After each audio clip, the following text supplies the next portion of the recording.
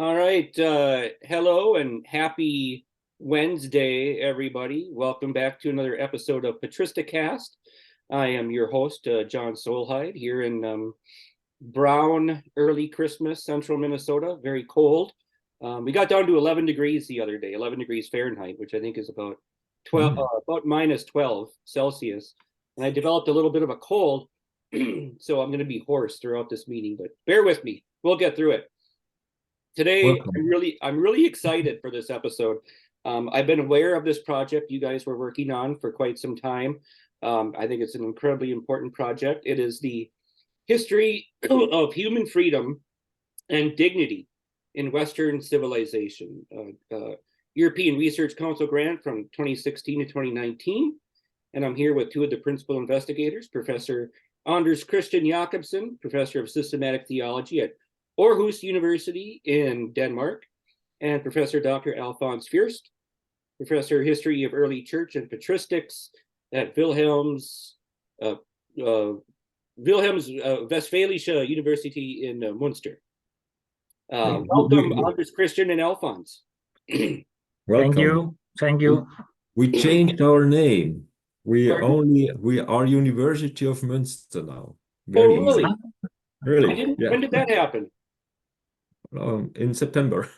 Oh, okay. Very good. So I'll correct that. The University of Münster in Münster, Germany.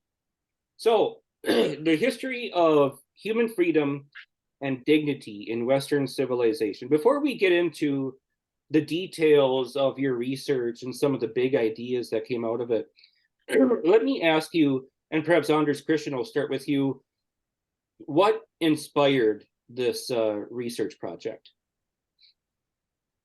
I think for me, the inspiration came after many talks with colleagues, among first and foremost Alfons Fürst, and for example also Carla Pollmann, who is now in Tübingen.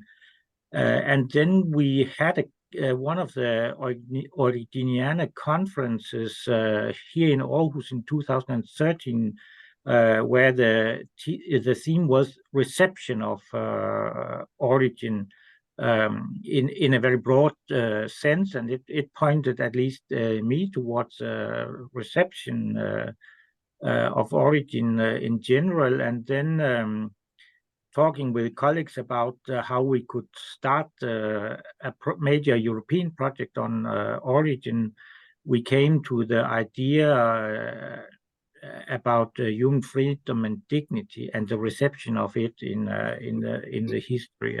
And I think, as far as I remember, back in 2014 or something like that, it was your idea. You had worked more on freedom, the idea of freedom in Origen earlier on, but that you can supplement with that, Alfons.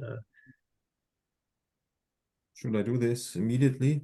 Yeah, because that's correct, yes. And that was the beginning. I have been working on Origen now for many, many years. And in my reading of Origen and in my interpretation, he's one of the big figures in the history of freedom, and one of the first thinkers who really makes freedom to a core principle of his whole thought. And I was fascinated by this, and then my interest growth into the reception of these ideas, or the legacy of Origen up to modern times, because we all know that this is not the main tradition in church traditions and theological ideas. Other traditions are more prominent, but we can detect traces of Origen's way of thinking anyway, everywhere and in every traditions, and sometimes they are coming to the fore in some contexts. And this is what I got more and more interested in, to do research on that, because it's a quite understudied territory, so to say. And this is how we came to this project, to have the idea, okay, focus on that and try to find out where we can find traces of this kind of thinking, which is quite unusual and quite different from other ways of thinking. Yeah. So freedom and dignity, these terms have roots in the Judeo-Christian and the Hellenistic philosophical traditions. They've been debated for thousands of years now, how we understand them, how we define them. But there's no question that they were the principles which led to a lot of really good things in the modern era, such as the abolition of slavery, the expansion of human rights, voting rights in particular. Perhaps if we, because most people, I think, when they think of freedom, they think of it as a political concept, some kind of political freedom. Could we start, I guess, the conversation with a bit of like developing a lexicon of what were some of the key terms? Because Origen uses a pretty expansive, I think, vocabulary when he talks about these concepts. What were some of the key terms in Greek, particularly, which we can render into this field of freedom and dignity? Whichever one of you wants to take that on first.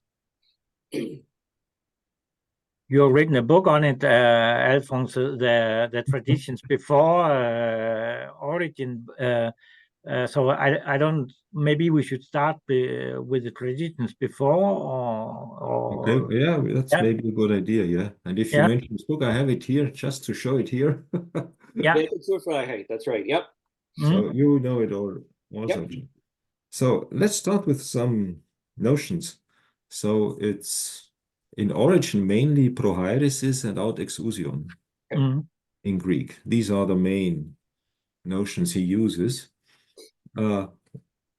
And to your introduction, John, yes, I would say the main aspect of freedom in antiquity is a political and social aspect.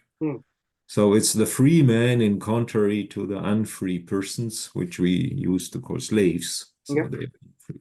And so that's the main notion. And interestingly, this is not what Origen is interested in. And any other church father, they are not interested in that.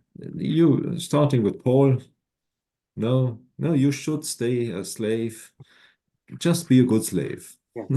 And then you will be rescued in the end and so on. So they are not interested in that. And then when you say abolition of slavery and so on, that's early, that's modern times.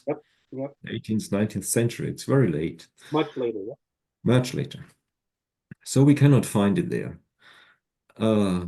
They are more interested in a second meaning connected to ethics and moral behavior.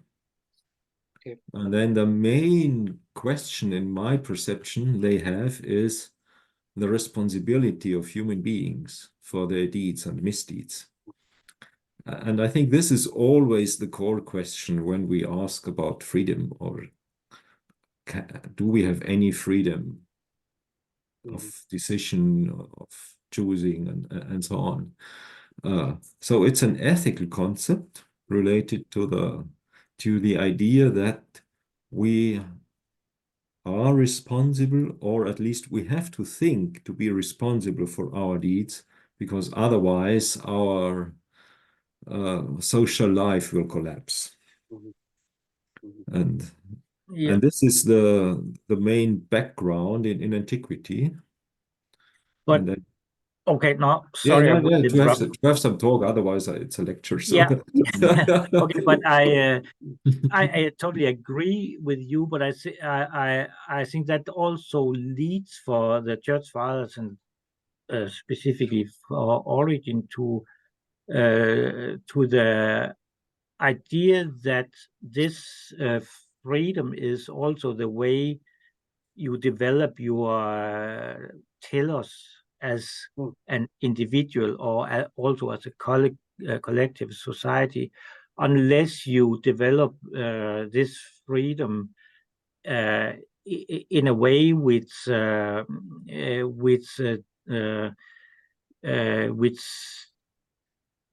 brings you towards your tellers, the goals of your life, the goals of the life of the Christian group, Christian community. Unless you will not be free, it's not freedom to, so to say, to choose or any kind of what you want. It's freedom to choose what is right for pursuing your tellers as human being, as a Christian community, and there in that there's all these ethical perspectives also. Yeah, I agree, and that's why they have. We could put it in this way, that they have kind of two levels of freedom. So the higher level, what you talked about, is the goal, the telos, the aim of life, and this is what they call vera libertas in Latin, real freedom.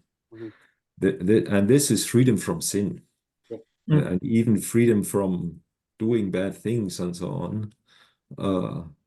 This is even what we find in Augustine. They say this is the real freedom is non posse peccare, not be able to sin. Then you are really free. And the first level is the way to this real freedom is to choose the right and not the wrong. And just to make one last point on that, John, is what I think I have detected when I wrote this small book is that the Christian philosophers were the first really to emphasize this freedom. So we find prohairesis in Aristotle connected to his ideas about this decision making and so on. We find it very developed and very sophistically developed in the Stoics, in their theory of action and so on. But the ones who really emphasize that this decision-making, this choosing the right thing, not doing the wrong thing and so on, that this has to be free from external constraints and so on. This we find in the early Christian traditions. So that's really one interesting thing. Starting with Justin and so on, they speak of prohairesis eleutera, and they emphasize it all the time and all the time and all the time. And the second important step is done in this Alexandrian tradition by Clement first in some passages, and then systematically in a way by Origen, so developed into all aspects, that he makes freedom as a core principle of metaphysics. So that freedom is something of free decision not related to nature. It's another aspect of reality, so to say, and in his concept even the higher aspect. So I had in German we can always play with this beginning of the Gospel of John. Im Anfang war das Wort, in the beginning was. And you have many things, and Goethe said, Im Anfang war die Tat. So in the beginning was the deed. And some weeks ago it came to my mind, we could say in this tradition, Im Anfang war die Freiheit. In the beginning was freedom. And so God is freedom, and he created beings, intellectual beings and human beings in this sense of freedom, and all this ethical basis with the aim then at the end that they are really free beings. So so there is something about human beings' participation and the image of God in human being, because God is freedom and the source of all kind of freedom. So this is also this perspective which is in the Christian interpretation of freedom, that it's a freedom which is based on participation in the divine in some kind of way. Yep. So there's a couple of different important insights here that I want to get into. Alfons, you talk about metaphysics, and this brings up this German term, which I kind of love, Freiheitsmetaphysik, the metaphysics of freedom. Before I get to that, though, I want to touch on something that was kind of said earlier on the ethical principles. Anders, I think it was you that said, for Origen, this freedom isn't, doing whatever pleases you. It's not that kind of freedom. It seems that for Origen, so on the one hand, I think has been said here, he's got these different interlocutors like Gnosticism and some forms of Stoicism, and the astrologers who think that our actions and events are tied to the rotation of the stars, and Gnosticism famously kind of posits that there's a kind of a naturalistic determinism, the way we are created determines what we do and the events that come out. For Origen, freedom, I think, is best understood against those two competing visions. And Alfons, you said this emphasis on human responsibility. It seems that for Origen, and I think Christian Hengsterman, one of your former students, had said this, when you deny that element of freedom, if things were left up to fate or the stars or somebody's natural constitution, that deprives the human being of what it is to actually be a human being, which is a rational agent who chooses his or her own actions. Can you say something about that? That seems like a pretty important insight in this conversation, that Origen responding against these different competing philosophical visions of the human person. Yeah, I think 2 or 3 aspects are important here. The first is what you already mentioned, that when we talk about freedom, or if I ask my students in courses, what is freedom for you? The main answer is, freedom is that I can do what I will. Yeah. And this is not the freedom in this tradition. And as far as I know, there is no thinker of freedom in any tradition who has this absolute idea of freedom. Yeah. So they all think about a freedom which is bound to some conditions or to some constraints. So there is no absolute freedom. It's always bound to some to some conditions, to some context which we cannot escape. No, we are bound in a way to our natural constitution, our upbringing, what we have learned, what we know and what we don't know, and so on. All this influences our freedom. So they always think within this framework. The second point is that at the first step, Origen argues against these concepts of necessity or determination. And of course, these are astrological determination, it's natural determination, so on. It's even theological determination, so in a way of predestination by God and so on. But it's not only apologetic. I think he really argues for the possibility of free action for human beings in this world, because this is what makes us to human beings. And that's why it is so important what you said, Anders, that it's related to a kind of participation in God. And this is how he understands this image and godlikeness, that we are image of God exactly in this sense, that we can choose free what we want to be, and not only choosing in a way that I decide whether I eat meat or not, or so these more external things, but to choose who I want to be and how I want to live my life, and so on. In this main and this is related in the famous passage in De Principiis, Periarchon, the end of book 6 in the last chapter when it comes to eschatology. And he starts with this image of God and godlikeness. And here he has a wording that this is our dignity. Mm-hmm. So that's the second term in our project. Yeah. That's human freedom and dignity, because our dignity is based precisely on this ability of self-determination, as I would call it. So not determination by nature, by the stars, by God, or by something else, but self-determination. And this is the dignity of human beings.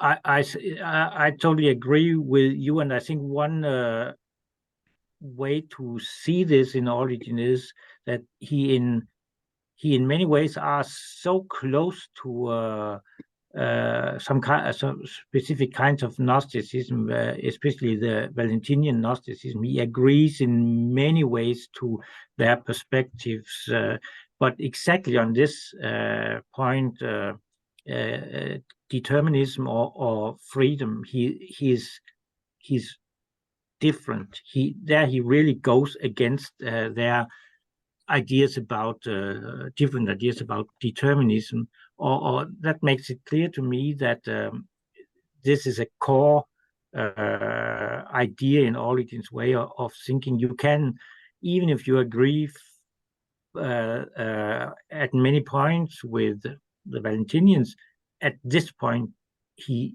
disagrees and he cannot change this. It's so important for him that he needs to stick to that, and sometimes you can get the impression that he's almost Valentinian in many ways. He builds his way of thinking about falls, and but here he's strictly against their way of thinking. So and that's about the dignity. If you do not stick to that, you lose your dignity. You are being an image of God in some way. Yeah.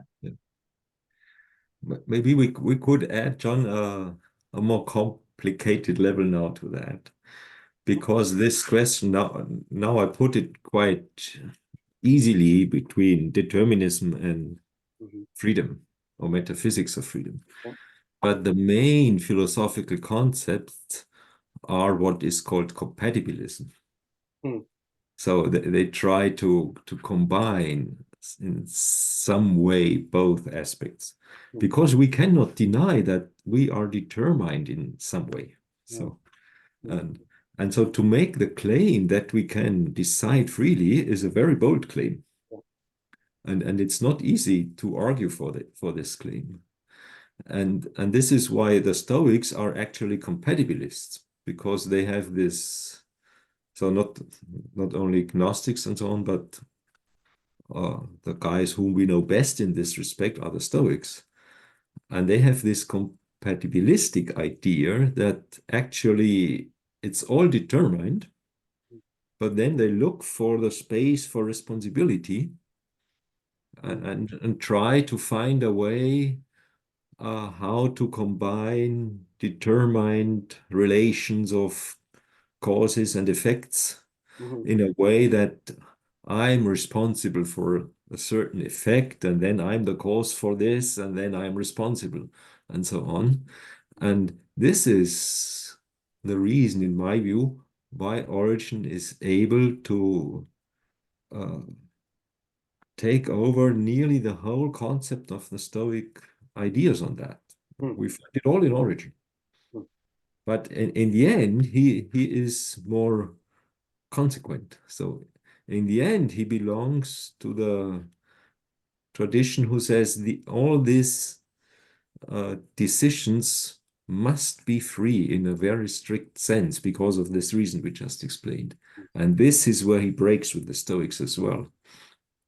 To that, I think we could also add that using one's freedom is not a given in Origen. It's a matter also of training. We can see that in this important part of De Principiis, book 3, that he says that those who are not able to use their freedom, maybe they have the right ideas, but they cannot follow what they want in practice. This is because they are not trained. So here there is a perspective of paideia, or whatever you call it, that training makes you able more and more to realize the freedom that you maybe can imagine, but in many cases are not able to use really. So you can be very unfree, so to say, if you are untrained, but it's possible to change this. And maybe this is one of the differences to the Gnostics, and I don't know exactly with the Stoics, but to the Gnostics, that it's not possible to change this situation where you are caught up in unfreedom, because that's how it is. But according to Origen, you can be moved to another level of freedom by training. Yeah. Well, that's important. So book 3, and of course that one has the subtitle, or the title, I guess, Auftexousion, so self-determination, and that's where he distinguishes, the sources of movement between the human being and, for example, irrational animals. And this is a very key text for Origen and for the Christian tradition on thinking about freedom. And that's where he talks about that training. Wasn't that in the context where he brings up this guy who's trying to live celibately, and a woman kind of comes on to him, and he gives in, and he says it's not the woman's fault, it's the man's fault, probably because he just didn't have the kind of proper formation to teach him the virtue to withstand that temptation. That's a fundamental part of the human being. We need to be tamed. This idea of education is necessarily combined with freedom. But you cannot think about freedom and then in ethical terms and relate it to a final goal, perfect freedom and so on, and then to think about any constraint or even worse, that we are enforced, or that there is an external power which enforces us to do something and so on. This is contradictory to freedom. So I think this very strong idea of education is necessarily combined with freedom. And there is another idea combined to that, which I find very nice. We have to accept that this is in a way unfinished. So we are unfinished here in this life. So because the positive aspect is, okay, we can change. We can enhance our behavior. We can deteriorate. This is what Origen explains as we can become gods or we become animals in an ethical sense. So this changeability is the great idea that I'm not bound to my previous faults and my mistakes and so on. So I can improve my life and so on. But I have at the same time to accept that I'm unfinished. I'm not perfect. Maybe that's the great hope in some future, after many eons and many cycles of training and learning and so on.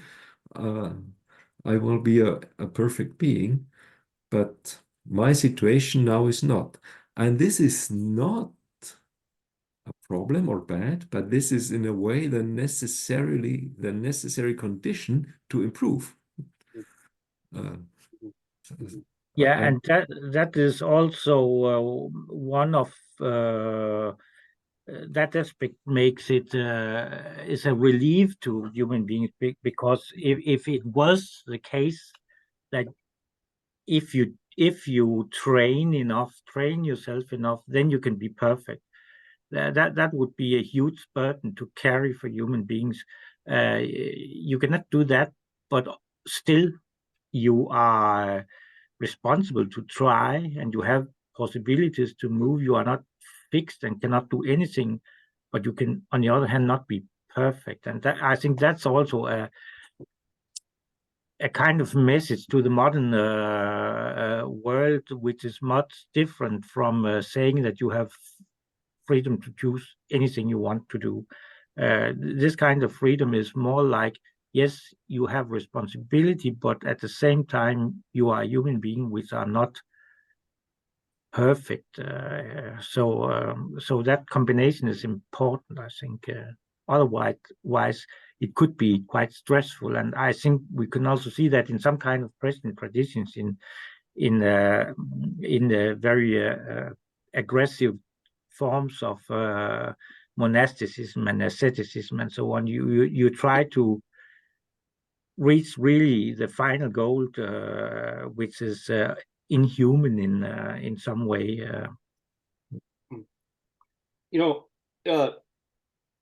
Before we get, well, I think it's actually quite related to the concept of dignity. In fact, I think it's directly linked to the concept of dignity. But Alfons, you've used this term a couple of times, constraints. We have freedom to the freedom to choose ethically, but we have certain constraints. And I think for Origen, one of those key constraints is we have duties towards others. And he uses this term a number of times, particularly in on prayer, in his exegesis of the Lord's Prayer, where he's interpreting the verse, forgive us our debts as we forgive our debtors. And he uses this term kathikonta, the things that we have duties towards others to treat people in certain ways, which I think is a Stoic term. We've talked about Stoicism a couple of times here. But that seems like a pretty important constraint on human freedom. So yes, ethically, we are free. We have the rational ability to choose right from wrong, but we have certain duties to do things in particular ways to people. That would seem like an important part of the formative or educational process of the human being. And I think it's directly related to this concept, to this metaphysical concept of the human person being created in the image of God, which kind of serves as the metaphysical underpinning for all of this. Is there something to that? I don't know. It seems to me that there is. I think there is, but I don't think you should contrast these two things too much, because your duties towards yourself and also towards others especially is also the way you fulfill your freedom. To be free is to handle your duties in the right way, so to say. It's not, freedom is not to be able to avoid your responsibilities, but it's the right way of fulfilling your responsibilities. Right. So it's not a contradiction. No, it's not. It's actually, I think, being the human being we were created to be. Yeah. Mm-hmm. We can frame it this way, that on one hand, Origen has a very strong emphasis on the individual human being. Mm-hmm. So on some passages where he thinks about each human being as a unique individual.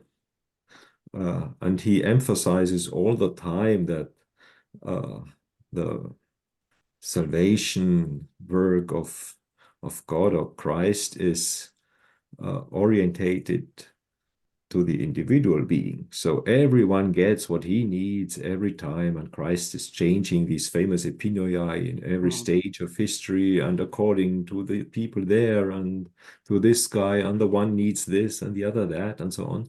So it's a very individualistic theory, so to say.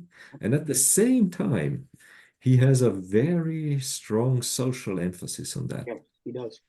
So that's what I did some work on these newly discovered homilies of Origen in Munich. And the last one is very fascinating, on Psalm 81 in the Septuagint counting. And here you have some verses which emphasize the social aspect of salvation. And he is the only church father who takes these verses into account and combines divinization with social aspects and so on. So that's the book I wrote now. Can I interrupt you for just 1 second, Alfons? Because I'm really glad you bring this up. I'm not one to toot my own horn too much here, but I should say that I have a paper coming out in early Christianity. It's not till 2025. It's going to take a couple of years, I think, before they get it out. But that's the exact argument I make with respect to his homily on Psalm 81, that he is the first one who takes the interior passages of Psalm 81 seriously in his concept of deification. Thank you for bringing that up. I'm delighted to hear. I'm not the only one. Okay, I will send the next volume of Adamantiana 29 will be my book exactly on this topic. The title is Vergöttlichung und Sozialethik, so divinization and social ethics, because he combines it. Yeah. He's the first one and he's the only one. Yeah. The others don't do that. So he has this. Now you can see why Origen is always a debated figure. You can describe this as a contradiction, no? This emphasis on the individual and at the same time this emphasis on the social aspects. But in Origen's mind, I think, as Anders said, it's not a contradiction, but it converges. Yeah. You cannot be a free person without any, let's say, empathy for the others. That's not freedom. That's monistic isolation, hard to say it. There's that beautiful passage in that homily where, he's talking about the different masks that we put on, the different prosopa. And he brings up this example. It's such a vivid example that the reader is struck thinking that he's probably taking something from real life, where this individual, this man, has owned property, some kind. He doesn't really specify how or of what kind, but for whatever reason, he lost the property. And part of the reason why he lost the property was because his own community members didn't help him out when he was in need. And he brings that up as part of this, if you're going to put on the mask of Christ, you have to help out the poor and the orphans and the widows when they are in need. There is that social aspect here, which I think you guys are absolutely right, that on the one hand, it can seem atomistic, his emphasis on freedom and human responsibility, but there is a very profound and I think often overlooked social component to Origen's thought. And I think being a member of the church, being being baptized into the death of Christ for Origen, becoming the body of Christ, has real ethical, social ramifications for his understanding of freedom. Yeah, and his vision is that God becomes all in all, and that's part of that growing together as a body of Christ. I would have loved to have more of his exegesis of Corinthians 15 to see, because I think he would develop such things in such a place. But yeah, we do not have much. Yeah. Okay, so dignity.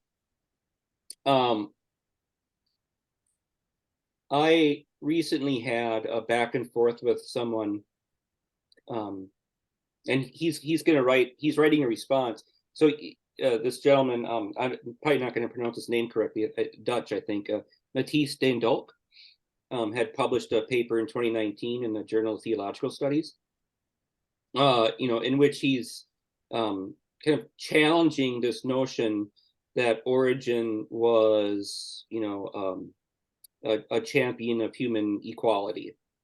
And I wrote a response, and now he's writing a response. Should be interesting to see what he says.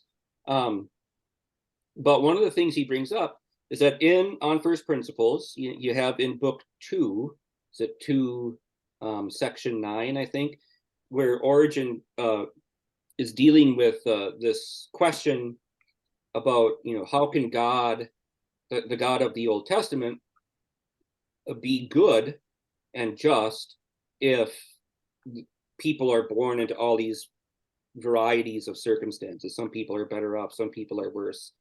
And Origen kind of then describes certain cultural groups like the Scythians, and I can't remember some of the other people he brings up, but he has some pretty negative things to say about their cultures. What do you make of that? Was when we talk about Origen and human dignity, does this challenge our understanding? I think we all agree that Origen understood the dignity of the human person very well, but does this passage in On First Principles challenge that at all? I think I remember this article. I mean, it's connected to racism and That's right. Mhm. That's right. Yeah. So in my view, it's really turning upside down what's going on. Because if I remember correctly, his way of argument is that he speaks of all these other peoples or guys in a way which we would call racism now. And then you can challenge the notion of dignity when you do that at the same time. But my first objection would be that all these passages and the beginning of Contra Salsum, for instance, the first book, there's illustrations and so on. These are stock arguments taken from Herodotus and so on. So this is more traditional speaking about that. But that's not the point. The point is that he comes up with this different idea then that all these human beings actually have this basic ability of doing that. And that's the main step. Yeah, so dignity and equality is not a realized, so to say, situation in life, and you cannot just realize it. But in a very basic way, it's the starting point for all, or for the way you have to relate to humans. That they basically are human beings and therefore dignified. But your idea is your education, your training is not at the same level, but you have the possibilities. And I think that's, you could say that I read this afternoon some homilies on one from Luke and one on Exodus on pregnancy, and he says some to our ears quite strange things about females as not equal to men, and the perfect is a man, and less perfect is a female, and all this.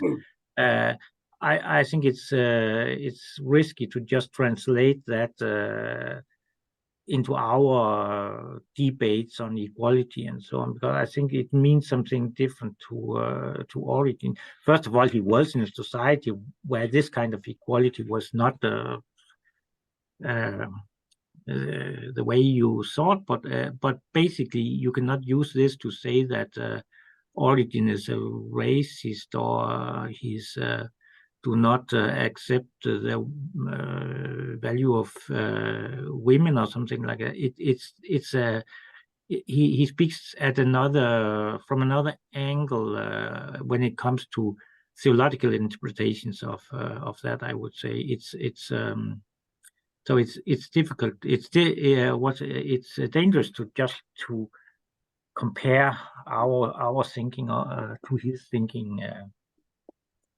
So I think may I add to this? Yeah. I think we have to take very serious the historical context, because we all move within a specific context, and Origen as well, and we can see this context quite clearly in these passages, or sometimes what he writes about education of children would be horrible for us now. So, but the point is that what's going on in this context is that with these ideas, these guys, Origen and others, open a door to a different way of thinking. Mhm. And even then, and we have to simply confess this or to accept this, this did not mean that now the society was changed, Mhm. or that they had big ideas of other relationships between genders and Mhm. adults and children and so on. And some of these ideas took hundreds of years until modern times to become real social entities. And it took our own societies. We should be a bit more humble as well now. Our own societies, it took us quite long to accept some of these equalities we now speak of as if they were as, Yeah. selbstverständlich, what's in English? Self-evident. As if they were evident or self-evident. They are not. We have to fight for them, and even now, and so on. So what we have here in Origen, and this time, is only the first step into these things related to freedom and dignity. And I think you could claim that Origen's way of thinking about these principles, way of thinking on these matters, opens for this long later development towards where we are now. It's not Origen's principles are not against ideas of equality between genders or ethnicity and so on, but he lays out some principles which can be developed in that direction. But he wouldn't be able to think that there's no difference, no inequality between male and female, for example, because he was part of a society where this was deeply part of the way you thought. But he has principal ideas which opens up to other ways of thinking. So I think I want to be fair to Dendalk, since he's not here. I think the strength of his argument was that, Origen in this passage in First Principles, and then also again in Book 5 of Contra Celsum, where there's an apparent hierarchy of people. And Dendalk connects this hierarchy with racial or ethnic groups. But I think in Origen's argumentation, the hierarchy is on the moral level. It's a hierarchy of behavior, because he's criticizing not the intrinsic value or worthlessness of these people, but their particular practices. And even in Book 1 of Contra Celsum, Origen says that somebody living among these Scythians who says that there's something wrong with our practices here can choose to not follow those cultural norms and live a more rational way of life. So it's not anything intrinsic to the human being.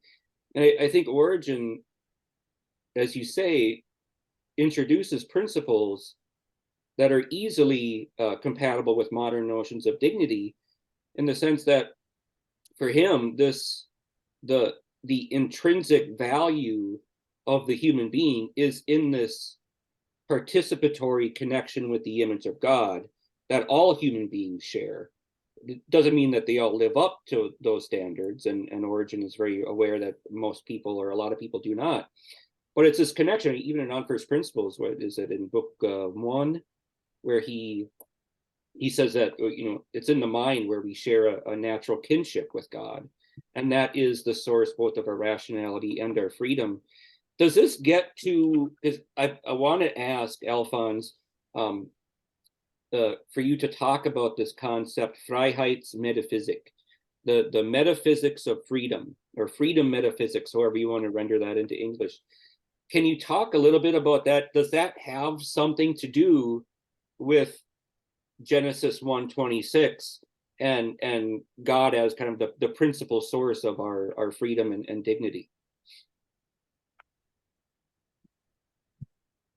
This is a very broad field and very complex and very complex. Yeah. So There is a passage in the last homilies on Leviticus 16, number 6, where Origen calls God the uncreated freedom, libertas ingenita. It's only this passage. He does not explain it. The context is totally different. So we have no explanation of this notion. But you can think about it. So if God is uncreated freedom, then we are created freedom. So what could this mean? And my way to how I try to understand this is, if freedom in Origen means that we are self-determined beings, so able to make decisions out of our own, or in a very basic way, to create things, to create something because we decide to do it now and then it becomes reality. If this applies to God, then he is the one who is wholly self-determined, without any constraints, without any external impulses or something like that, what we always need or what is our real situation. And then he is the creator par excellence. So he creates all things out of nothing, so to say, in question, in brackets. So he creates out of himself without any That's something different. compulsion. Yeah. And that's the point. So that's God. And then you have, if you think this way, then you have a metaphysics of freedom. Because God is not thinking or doing and then it's creating anything because he's lacking of something. So this big question, what was God doing before he created the world? So apart from the problem of time, this is not the point when you think in a metaphysics of freedom. Then if you are a free being existing totally out of yourself and doing all what you do out of yourself, ex or the dia autos, how he says and so on, then and in a way that it's always not making yourself being a stranger, which does not estrange yourself from yourself, but you're always connected with yourself. This is simply your way of existence. And then you can ask, okay, what are the consequences of such an idea of God? Then, of course, the old notions we have that the only thing he can create are good things.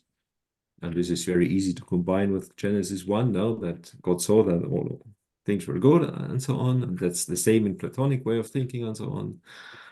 Then you can say, oh, why is he creating the world? Maybe it's just the only thing he can do if to have a counterpart or even a partner in this way who is in the same way free but created. So not fully out of himself because it's brought into existence by God. And then you can imagine a relation between God and world which is based on a free interaction. Because you cannot conceive of it in another way. And then you can understand all these phrases in the Bible, God is all in all, and then the ideas about Jesus Christ as the wisdom and word of God, which in the wisdom, all ideas of God are present at one time, and in the word of God, they are transferred to the world, so that creation comes into being, and the other way around, we can understand it.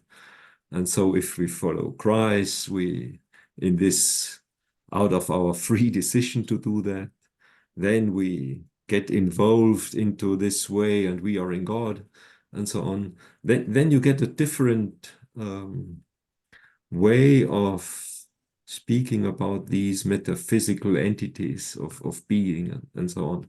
So that's what I mean. It's a very complicated thing, but you can get an idea of what God as uncreated freedom could mean. Yes, and it is this connection between the uncreated and created freedom. It's both freedom, but there is a relation. And for human beings or rational beings, this relation is necessary. For God, it's not necessary. God, in principle, God didn't have to create, but He created. Human beings cannot be human beings without this relation. So therefore, human beings are created and cannot be not created.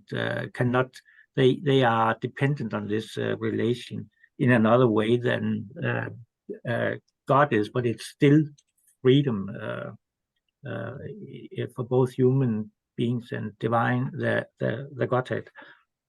And then we have this to add to this.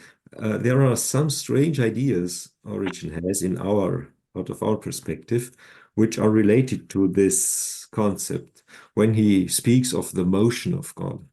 Mm-hmm. So in Origen, God is not like in Aristotle unmoved or motionless, but the motion of God is the creation and is the history of salvation. So this sounds like panentheistic ideas in 19th and 20th century theology. So he is in this way then related to all, because he is in all, and in the same way all is in God, which is the real meaning of panentheism. And then he has the idea of what he calls that Christ is par ekteinominos to cosmo, in the Gospel of John, in the commentary on that. So he's coextensive to the whole being and the whole world. So Christ is everywhere. God is in all things, and all things are in God. But God and Christ are not identical with the Word. And so he always tries to find a balance between these two things.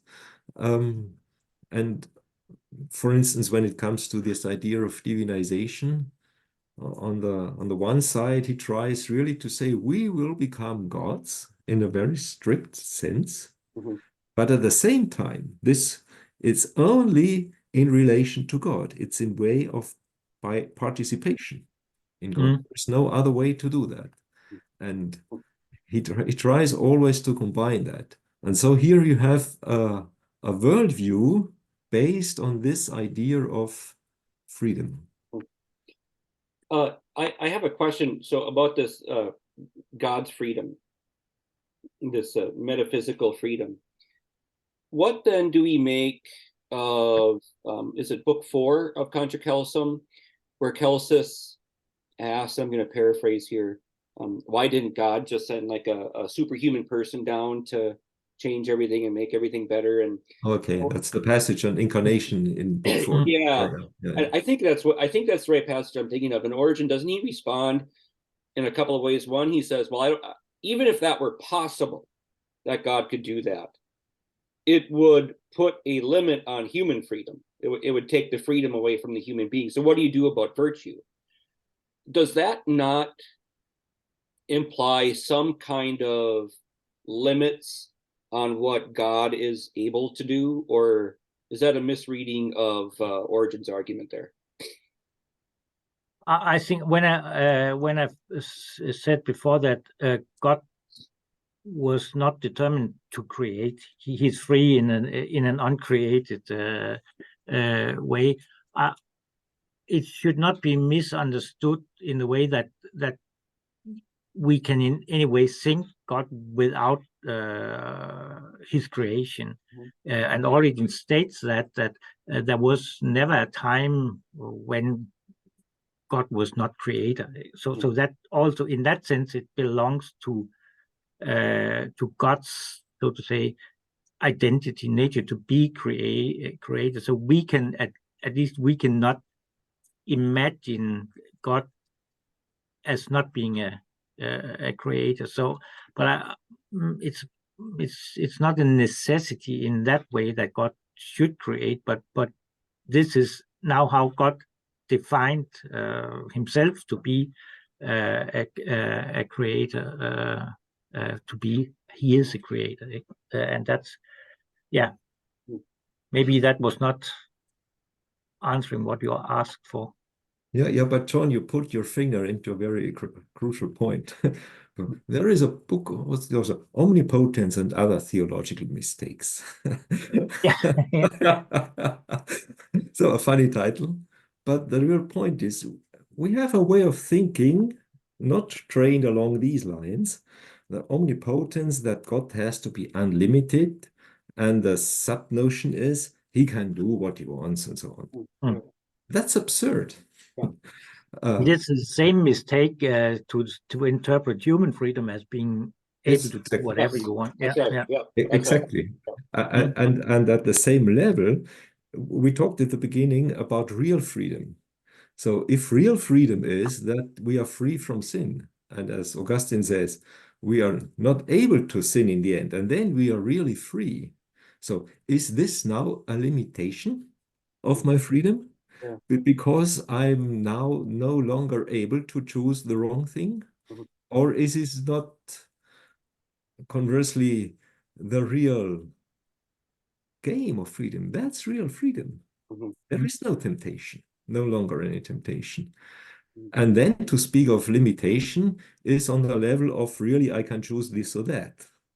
Yeah. But on the higher level, it's not a limitation. It's opening up.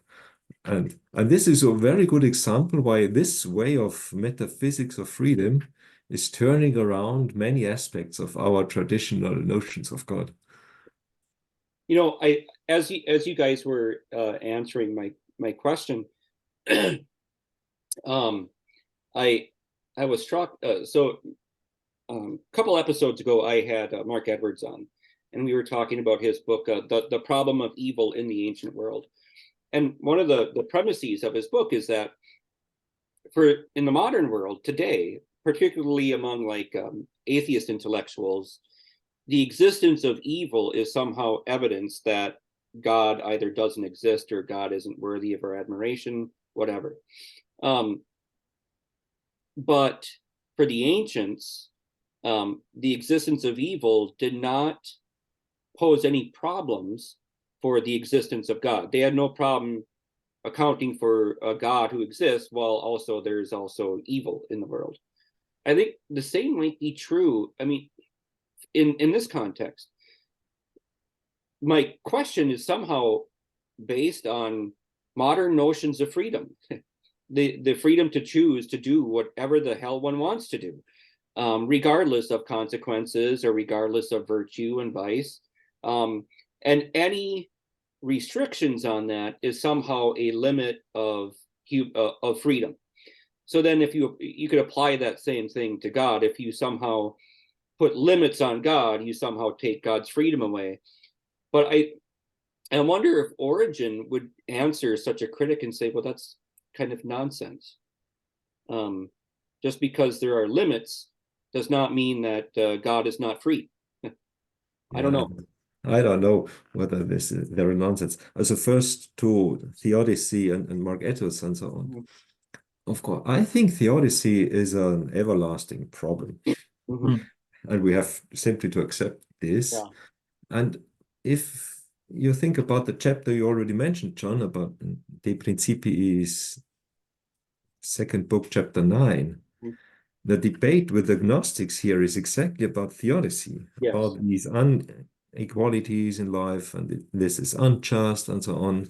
How is this related to God? Of course, it's not related then to atheism, that's a modern phenomenon, but to the concept of God and so on. So they have the question, because I think it's a question for all times and every generation, and we try to give answers, but we will never have a final answer to that question. And your last point, this limitation of freedom. My example is from music. If you take a piano player, His aim is to make no mistake. Mhm.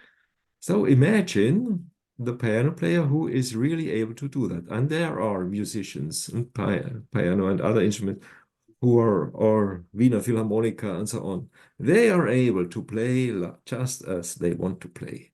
Mhm. So let's imagine to have this perfect player. And he is always playing how he wants to play this piece now. And this is the aim he has. And he is happy when he's doing it. Is he limited because he does not make any mistake? But maybe to your to this metaphor with the musician, I think there is one important point to make here, that it's not he is, as you presented, he is deciding how he want to play, and he's able to play the way he want to play.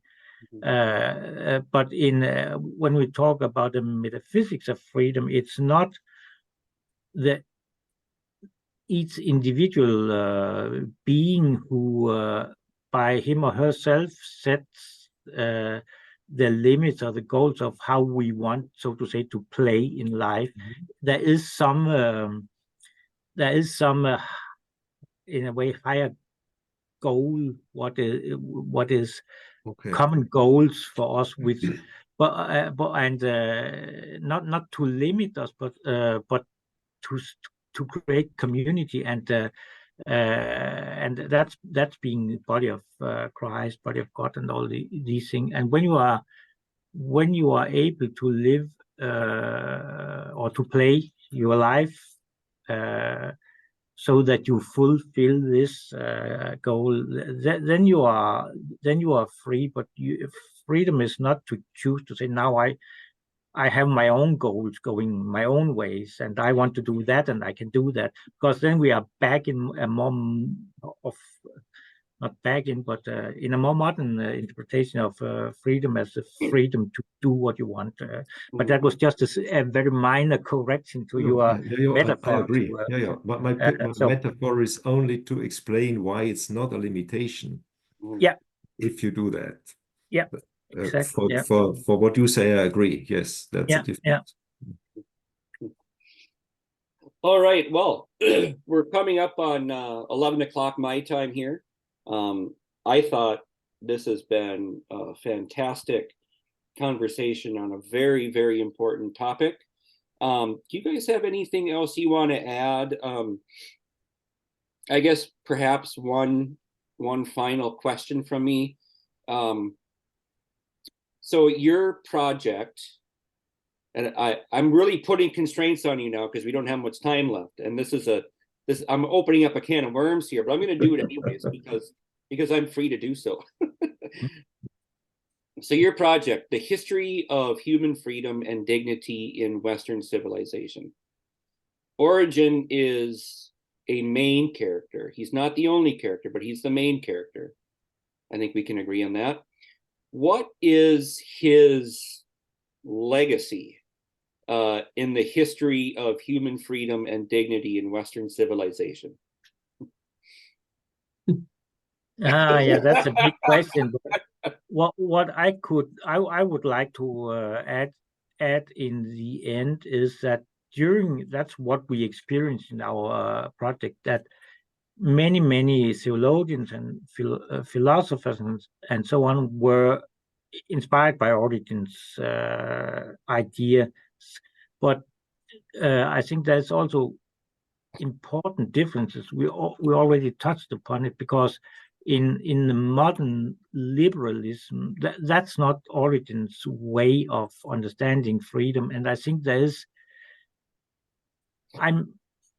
at the beginning of our project, I had some kind of idea that Origen's thoughts on freedom could support this what we call the Western tradition's claims of freedom, rights to freedom of religion, freedom of all these kinds of freedoms which we have in modern constitutions and so on.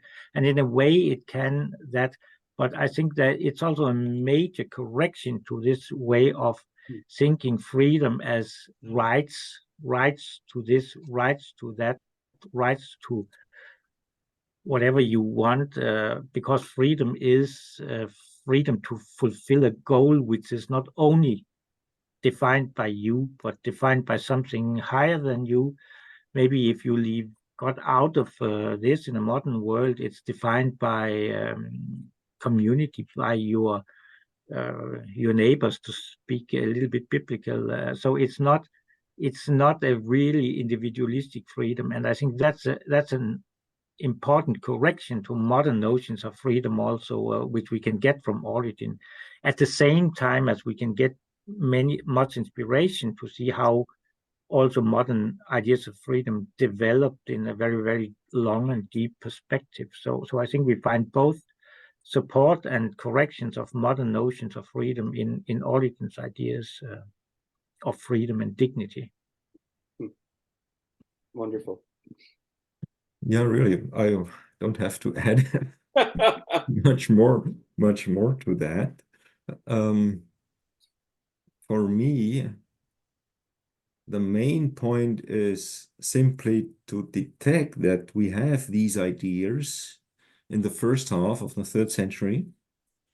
I think this is an important insight into how we perceive our own history of these ideas. And then the legacy of Origen on that is simply that it's a kind of opening the way to think into these directions.